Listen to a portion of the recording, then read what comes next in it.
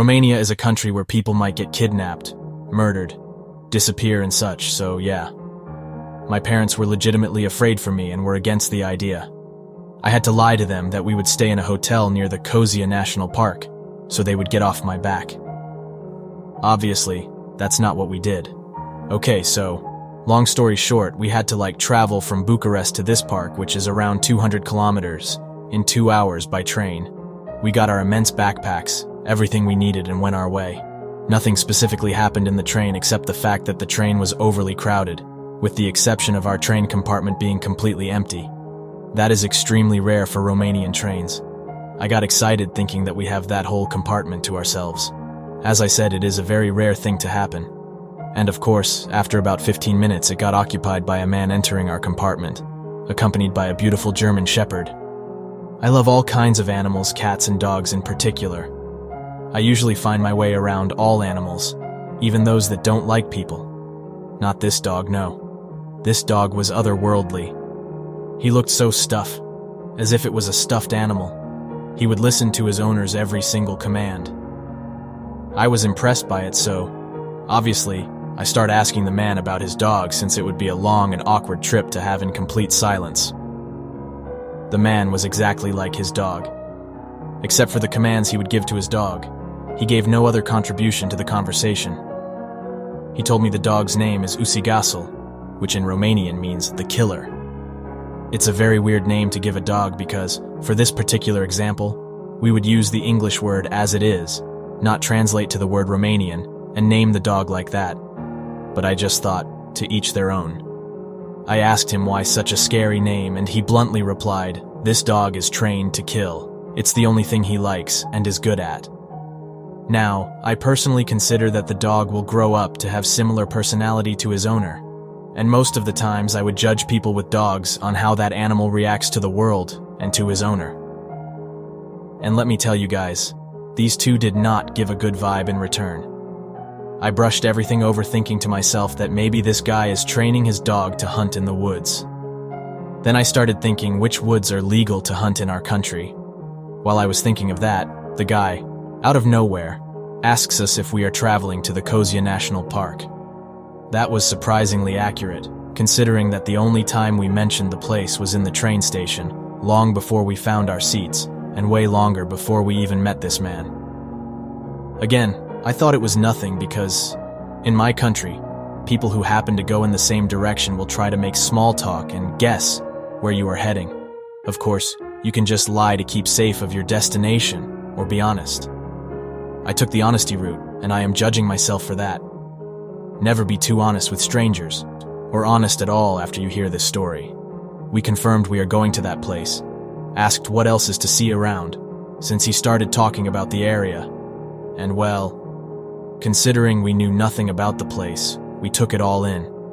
He told us about the woods, the vegetation, the animals we can encounter, told us about a beautiful monastery right at the bottom of the mountain that we need to climb, advised us to visit the Lotree Shore, waterfall, and explore the caves behind it and to try out the local restaurant. When this guy started talking about the wilderness and nature, his eyes glowed as if he was experiencing a pleasant memory, but he also grabbed his dog's collar from the neck. Squeezing it tight, the collar made a loud clink sound. What surprised me was that the dog made no move, no whimper, no twitch, nothing, just like a stuffed animal. Anyway, we reach our destination, say our goodbyes, the man waves at us, and we faced against him to go on our way. I turn around back right away because I wanted to ask where exactly that restaurant was. And the man and dog were no longer there. Not just that, but also his luggage was gone. That creeped me out a bit, but who cares? We were too thrilled for our first camping experience. We start walking with our backpacks on us, 10 kilo each, and reach a tunnel digging into the mountain. It looked amazing, exactly like those horror movie tunnels which, if traveled during night, would make your hair stand straight. Lucky for me, we traveled during daytime. It wasn't a long tunnel. We could see the end, but by the time we got to the middle of it, we hear a whimper in distance. It sounded like a dog crying in desperation for its life. We stop. My boyfriend looks at me with his, "Oh no, you're not going to take that dog with us." type of face and tries to convince me to take a different route. We don't. I hear the dog.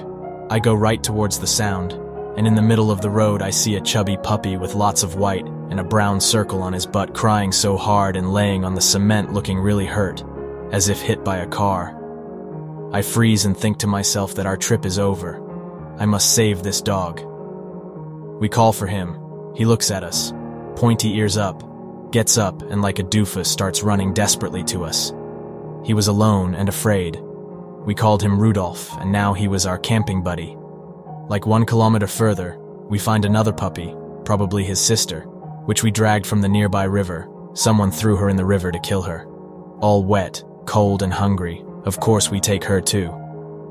So here we are, 10-kilo backpacks each, 2 puppies at my chest, boyfriend with a map, trying to find a spot to camp the first night. We passed by the monastery the man in the train mentioned, but because we had these puppies, we couldn't enter inside the building. The priests wouldn't allow us. So we just walked around the property, through the gardens until we reached the base of the mountain we had to climb. I'd like to mention that these puppies were 2 tiny little brats, because the second you put them down and force them to walk on their own, they would slam their butts to the ground and cry. Such drama. We walk and walk and walk until we decide to stop because it was getting late and I was beginning to get cold. We found a spot next to a small landmark type of cottage, the middle of the wood. We call it Troyanita. It's like a scouting post, but for the church, where they place religious icons or a Bible, stuff like that, inside to bring good energy to the area. It belongs to the church. It wasn't like a house. It was basically a roof, with 4 small walls and an opening. You could go in to, like, hide from the rain. There was an icon inside, and a Bible with pages ripped from it. Curious as I am, I opened the Bible, was really annoyed to see that people would write down their names in it, like couples do on the trees. But on one particular page, the words, "I will find you," stuck out. It was written in red ink. Again, I thought to myself that it was probably someone who wanted to scare travelers with silly messages. I put the book back and gave it no second thought. We put up the tent, make the fire, unpack, make food, and eat. We feed the puppies, which now are cuddled up in our tent, and finally darkness starts to rise all around us. My boyfriend always kept the fire up every hour because when it went off, it felt as if all the sounds in the woods were louder and closer to us than in reality. Now it's around 12 a.m. We are all in the tent, cuddling to keep warm. The puppies wake up and start crying. I get up and unzip the tent and put them out to pee. They do, and I get them back in. They cry some more and the smallest one starts shivering. At the same time, I hear grunting from behind our tent. My boyfriend is up too. He hears it as well. The fire is fading. The moment he unzips the tent and steps out, the sound disappears into the woods. It sounded like a snake slithering through the fallen leaves on the ground, but with unimaginable speed. I ask him, "Was that a snake?" He says, up to this day, that he cannot explain what he saw. He says it was a slithery figure with feet that made a snort-like sound when the light hit it. The puppies calm back down after this creature runs into the woods. We try to go back to sleep after we reignite the fire. It's 3 a.m. by this time. When we wake up, the puppies are being fussy again. The fire is nearly dead. We clearly have no idea how to put up a sustaining fire, we think to ourselves. My boyfriend gets up to search for firewood, and I get out as well. I stare into the darkness and I swear to God I hear whispers coming from between the trees. I look up at the sky and hear birds being very loud and fluttering their wings. Now I'm no expert in birds, but don't they usually sleep around this time? Well, these weren't. They were very active, very vocal and very frustrated. I look at the fire and follow the red sparks popping out of it into the sky and become fascinated with something. The spark doesn't seem to die. It goes on and on, changing color from hellish red to green. This was very out of the ordinary for me because it created an illusion hard to explain. It looked as if the fire sparks were going into the woods, creating a track for me probably, to follow. I kept looking after each spark to see when it burns out. None of them did. They would levitate, turn green, and flow into the woods. At that moment, I begin to get goosebumps on my skin. The birds being agitated, the mysterious light pointing us to go deeper into the woods, and all the trees around us has eyes on them. Like, the trunks had a distinguished shape that looked exactly like eyes. I know this is nothing paranormal, since someone explained that those shapes form when a branch is ripped from the root, and that's the shape that is left after. But there were so many, like 100 eyes, all looking at the exact spot where we decided to camp, having only that religious tiny landmark to mentally protect us. And as I inspect my surroundings, I hear movement in one of the bushes in front of our tent, like 10 meters away from us. Obviously, I stand my ground, but don't go near it. Suddenly, a dark, bent-over silhouette comes out of it, and, half inside the bush and half outside, stares at us. I call my boyfriend, and we're both like, what the hell is that? Is it a bear cub? A wolf? A pig? The creature shakes, its head the same way a dog does after a bath, and I hear a distinguished clink, like a dog collar. At this time, my boyfriend manages to light up the fire really big, which scares this animal to run back into the woods, through the bush from which it initially came out of. That calms us down, but not enough to ever close our eyes again during that night. Going back into the tent, my boyfriend falls asleep. The puppies are sound asleep, but not me. I keep the zipper on the tent opened a little, just enough to have my eye peek through it right at the early mentioned bush. I think I spent a solid hour staring and falling asleep to that bush. All of a sudden I hear a noise coming from that direction, and I immediately wake my boyfriend up, who is now peeking through the hole, in complete darkness, with me. What we see next still haunts my dreams. From that exact same bush, we see a human head popping out and looking towards our tent. Note that our peeping hole was small enough to not make it look like you were being watched from the inside of the tent. This head is slowly coming out of the bush. Skin so white we thought it was a ghost. After that, a shoulder, another shoulder, a full torso, a leg. Bit by bit, an entire man emerges from the bush, completely naked, lighted by both the moon and our fire. What he did next was excruciatingly scary for me. He comes so close to our tent and begins to remove branches, rocks, from our fire, basically extinguishing our fire by dismantling it. This all happening like 2 or 3 meters from our tent. I look at the man with horror, because I recognize him. And now the clink I heard earlier from that animal is explained. It is the same man from the train, with his dog too. I don't know if he followed us. I don't know if he just went the same route as us and found us and decided to stalk us. But this guy was there since 12 a.m. at least, because our fire would be dead every 2-3 hours, and we would be woken up by the sound of branches being cracked, rocks being moved, which we internally explained as animals crossing the land. After he successfully managed to put out our fire, he slowly crept back into the same bush, submerging into it bit by bit, until only his head would be out, with a disfigured-looking mouth, looking like a moaning ghost. You try going back to sleep after that. We didn't know what to do, so we just got back out, reignited the fire, light ourselves some torches, and stayed near the campfire until the first rays of sun came up.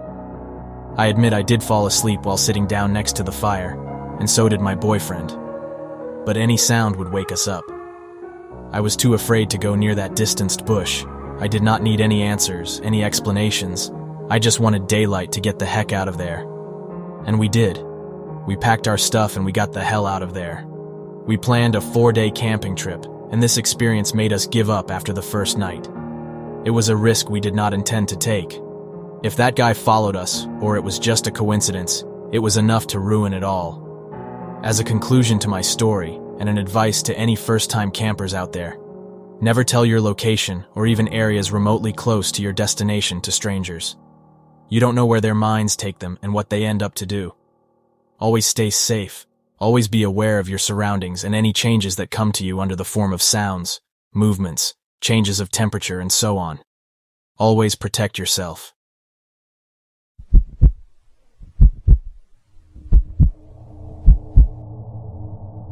About 5 years ago, my wife and I went on a weekend camping trip with our 2 closest friends, another married couple.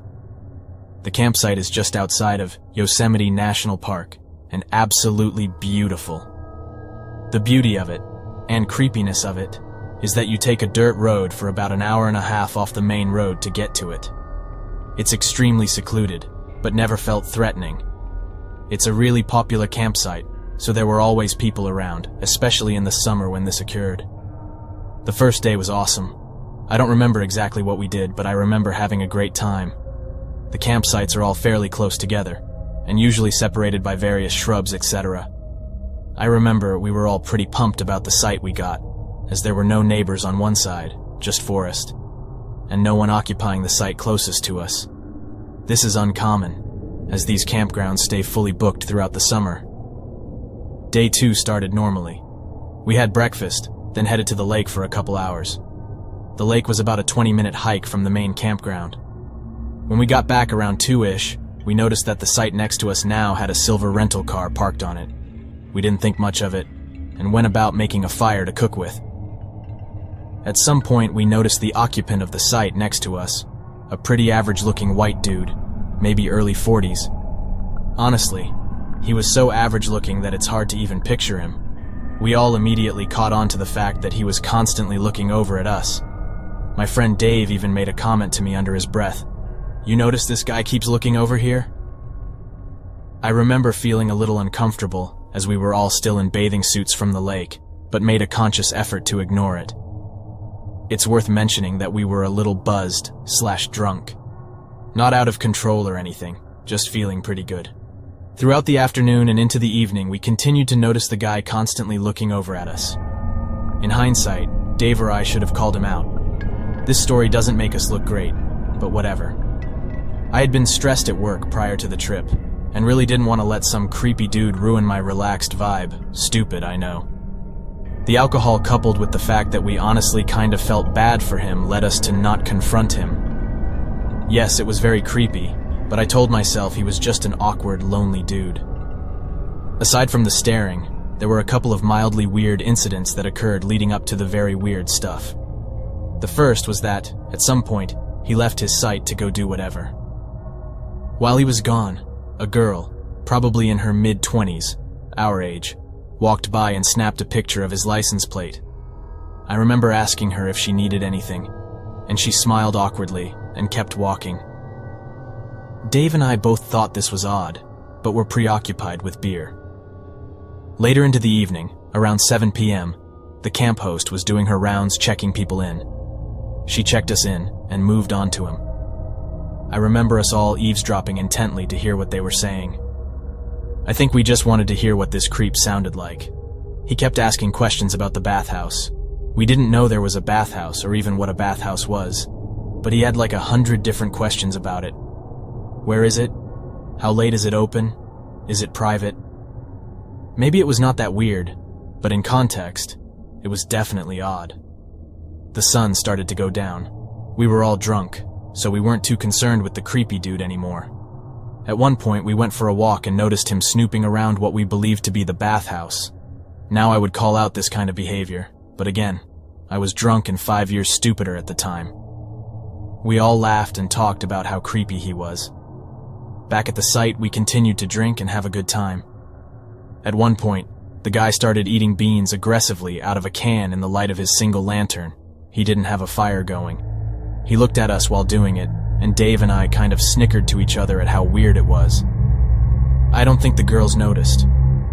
Eventually, we decided to go to bed. I think the guy had left his site at this point. I kind of remember us making jokes like, "I better not wake up to that dude looking in our window." My wife and I slept in our SUV with the seats folded down. Dave and Sarah slept in the camper shell of their truck. I remember feeling a little creeped out as I fell asleep, but shrugged it off. At around 2:30 a.m., both my wife and I were jolted awake by what we thought was a woman's scream. We both looked at each other and asked if the other had heard that. We came to the conclusion that it was probably people at some other site being loud, and decided to go back to sleep. As I was trying to go back to sleep, I started feeling very unsettled. I decided to get out of the car and take a look around. I cracked my door, trying to be as quiet as possible. I had gotten about one leg out of the car when I heard faint but direct whispering coming from Dave and Sarah's camper shell about 4 feet away. I froze, and then heard it again. I eventually realized that they were trying to tell me something. I whispered back, "Huh?" I then very clearly heard Dave say, "Start your car." I instantly realized that something was wrong. So rather than ask questions, I climbed back into my car to start it. Right away, Dave and Sarah burst out the back of the camper and frantically jumped into my car. They told me to drive. They were too freaked out to explain anything, so I just drove kind of aimlessly. Eventually, I pulled over, figuring we were far enough away from whatever had freaked them out. Finally, Sarah calmed down enough to tell us what had happened. As she put it, she was woken by a light coming from the creepy dude's campsite. Apparently, he had set up lanterns and flashlights to spotlight himself, completely naked. He was, well, you can guess what he was doing, in the direction of our cars. She also mentioned that he was not able to finish. A gross detail, but I feel it's important. It gets weirder. At some point, he stopped and turned off the lights and began using a flashlight to signal across a small ravine that the campsite's backed up to. I'm talking like Morse code or something. Across the ravine, an old RV began using its headlights to signal back. Dave was awake by this point. I questioned them on this detail, and they both said it was very clear that they were communicating. After that, he turned off his light. Keep in mind, it is absolutely pitch black out there at night. After a few minutes, they heard footsteps around their car, followed by a hard tap on the window. That is what caused Sarah to scream, hence waking me up. At this point, I decided that we needed to call the police. The problem was, there was absolutely zero cell service at the campsite. Furthermore, it was about an hour and a half up a service road from what was already a very remote part of the state, so leaving at night wasn't an option. We decided the best course of action was to alert the camp host. We drove around and eventually found the trailer she lived in. She was understandably confused to be woken up at 3:30 a.m. but was responsive. She mentioned that the guy was really weird when she checked him in and called the police on her satellite phone. Apparently there was a massive wildfire burning that weekend, and the police said they wouldn't be able to send anyone out until sunrise. The camp host said there really wasn't anything she could do beyond calling the police. It really sucked hearing that. Basically, we were stuck in our car in the pitch blackness, while some crazy weirdo dude was out and about, not to mention whoever was in that other RV. One more really weird thing happened. At around 4 a.m., we were all still sitting in my car when a man in a hood walked right up to the window. The second I noticed him, I turned on my engine and headlights. He ran off into the trees. We all sat in my car until sunrise. Once it was light out, we went back to the site to pack up our things. His car was still there with blankets hung in all the windows. The whole thing just felt gross, and we wanted to get the hell out of there, so we quickly packed up and left. A couple of hours after we left, I got a call from the police. They said they went out to the campsite and questioned the guy. He said he was simply showering. The cop told me there was nothing he could do. It was our word against his. He also questioned the people in the RV. They said they didn't know what he was talking about, but mentioned that, and I quote, "A very rude camper screamed in the middle of the night." The whole experience with the police was frustrating. I tried following up. I even tried getting help from a family member who's a sheriff, but even he said there wasn't anything they could do unless that particular police chief really wanted to investigate this guy. So that's the story. I learned a lesson about being polite when someone is making you uncomfortable. Nowadays, I am much more aggressive with creepy people.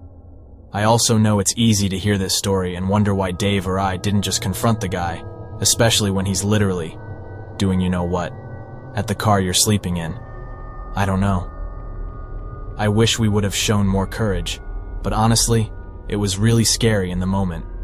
I'm okay with admitting that. Now I think it's kind of funny, just how stupid we were and how bizarre the whole situation was. I also feel fortunate that no one was hurt. Clearly we were dealing with a very fucked up individual who had accomplices. I can only imagine what their end goal was and what they would have been capable of doing. I also think that they had done shit like this before. I just really wish the police could have done something.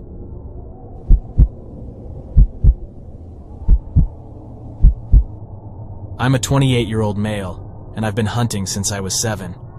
I have always felt very comfortable and at peace in the wilderness, often hiking, camping, and hunting. My past 2 archery hunts I've gone solo, camping in a remote area in a tent, and hiking and hunting for miles by myself, sometimes walking back to camp in the dark. I feel sad that I have lost this sense of comfort, and in a way have lost part of what I love. All of this stems from my experience during my last archery hunt. After a few days of chasing elk in northwestern New Mexico, my hunting buddies departed camp as they had to go back to work, leaving me to hunt alone for 5 days.